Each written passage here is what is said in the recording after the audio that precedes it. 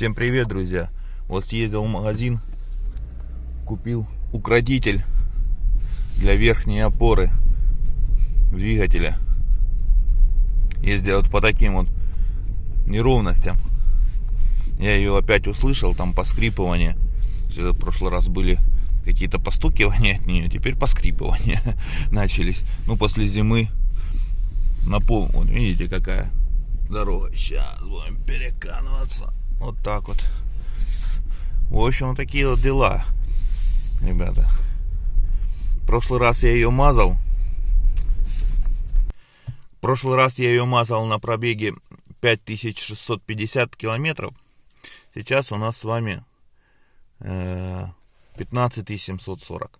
И я ее услышал опять. Хотя вы можете сказать: ну ты же был у официального дилера. Почему ты не предъявил? По гарантии тебе бы ее поменяли. Ребята, я ездил в выходной день, напомню. И мне сразу сказали, что гарантийщика не будет, если будет какой-то гарантийный случай. Но если я буду недалеко и рядом, то я обязательно, конечно, заеду. И мне, скорее всего, надеюсь, поменяют ее. Взял смазку Феликс и такой небольшой баллончик, потому что, чтобы удобнее было подлезть и брызнуть. И, как всегда, бумагу, ножницы, чтобы прикрыть там, не попадало. Ну и еще, в общем, попутно решил вот взять дворник, поменять себе, водительский. Поставить вот этот Bosch Eco. Он мне обошелся 270 рублей. Хочу поменять вот этот дворник.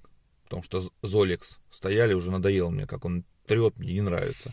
Тот пассажирский вроде нормально, пускай трет. И там, я, кстати, напомню, выбито было на самом дворнике более качественно, а на этом дворнике, ну, черти как было выбито. Ну, в общем, покажу, если не забуду. Поэтому, возможно, некачественный был просто дворник. Ну, и идем смазывать. Да, кстати, перегорела и вторая лампочка ДХО. Да, с этой стороны. Теперь у меня все стандартно стоит. Родное все. Ну, хочу сказать, что проехали они прилично. Проехали они, считай, что 10 тысяч. Вот эти вот лампочки. Я считаю, что для Китая это, в принципе, нормально. На габаритах они работают, а на ходовых огнях уже не работают. И да, в принципе, снимать не буду ничего, да, как смазывать, видео было. Просто попробую сейчас вам показать, если получится, какое состояние этой опоры на 15700. Кстати, возможно, я так посмотрел по зазорам, ребята. Вот видите? Посмотрел по зазорам, то, в принципе, ее, может, уже и по гарантии могли бы поменять. Сейчас вам еще попробую тут. Вот видите, в каком она состоянии. Да и я даже гляну, в каком она состоянии. Это опора. Это я пытался старой смазкой смазать, но она у меня закончилась, поэтому поехал за новой. В общем, короче, смазываем. И посмотрим, насколько ее опять хватит. Но я думаю, уже ненадолго, судя по ее состоянию, этой опоры. Ну, посмотрим, может быть, в ближайшее время я буду там недалеко. Заеду, может, предъявлю по гарантии это дело все. А сейчас пока смазываем. Ну, в общем, как-то вот так подготовил опять, да, показываю. Чтобы не сильно так летела везде смазка. Ну и подлазим туда-сюда. Вот здесь можно просунуть баллончик и хорошо попрыскать. Так, ну все, дело сделано. Посмотрим, насколько хватит там чего. Вот так вот я тут помазал. Не знаю, видно, там особо все блестит.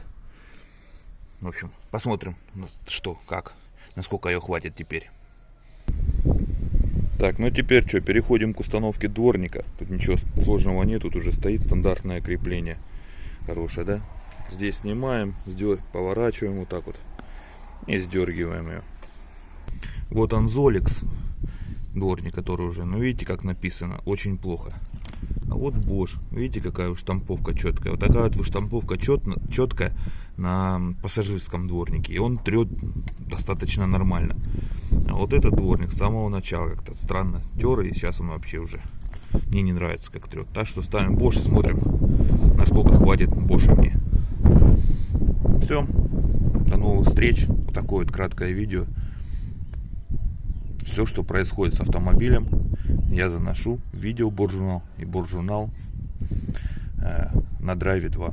Все, до новых встреч. Всем хорошего настроения и удачи.